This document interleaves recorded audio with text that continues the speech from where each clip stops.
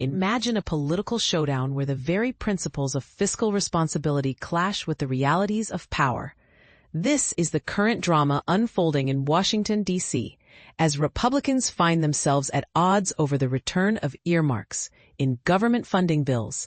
But here's where it gets controversial. While some lawmakers argue these targeted spending provisions are necessary for local communities, others see them as a betrayal of conservative values. Let's dive in. The reintroduction of earmarks, those specific, often localized funding requests, has ignited a firestorm among GOP members. On one side stand the fiscal hawks, who view earmarks as a slippery slope toward wasteful spending and growing national debt. On the other, Appropriations Committee allies and their supporters, who argue these provisions are vital for addressing real-world needs in their states. This rift isn't just symbolic.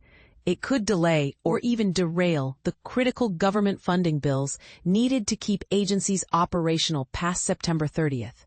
The stakes are high. Just last year, President Trump signed a sweeping $3.4 trillion deficit boosting bill, a move that has left conservatives fuming. They argue the legislation failed to slash spending aggressively enough, and now want to make their mark by pushing for deeper cuts in the fiscal 2026 appropriations.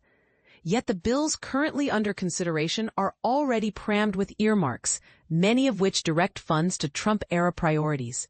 For fiscal conservatives, this feels like a betrayal of their core principles.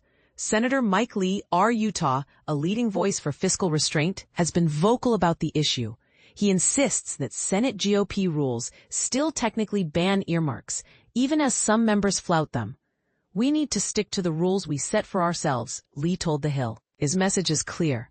With a $37 trillion national debt looming, any return to pork barrel politics is incompatible with conservative values.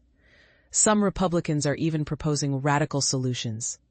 Senator Ron Johnson, RWIS, has introduced a plan to automatically cancel earmarks if lawmakers publicize them in a political context, like a campaign ad or press release. Under his proposal, earmarks could only be discussed during official Senate proceedings. "It's offensive that I don't even know what these earmarks are yet," Johnson said, highlighting the secrecy surrounding the process. His amendment gained 21 Republican supporters, including Senate Finance Committee Chair Mike Crapo and Senators Ted Cruz and Rand Paul.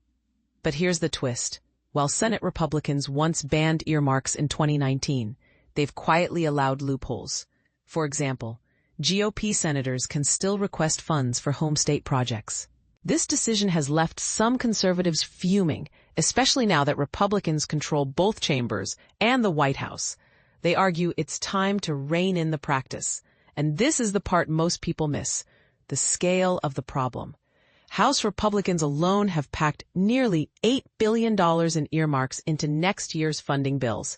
Even self-described fiscal conservatives like Representative Andy Harris of the Freedom Caucus have requested over $55 million for his district.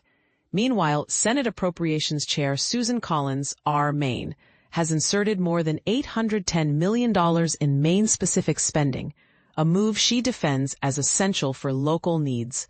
The backlash is growing. Senator Rick Scott, a June amendment to cut Medicaid spending by $313 billion, failed to gain traction, despite support from Senate leaders and Vice President Vance. So where does this leave the party? The battle over earmarks is more than a policy dispute. It's a fight over identity. For fiscal hawks, it's about staying true to conservative principles. For appropriations allies, it's about delivering tangible results for their constituents. And for voters, it's a reminder that even within a party, consensus is hard to find. What do you think? Should earmarks be banned entirely? Or are they a necessary tool for addressing local needs? Share your perspective in the comments below. After all, the future of federal spending and the soul of the GOP might depend on it.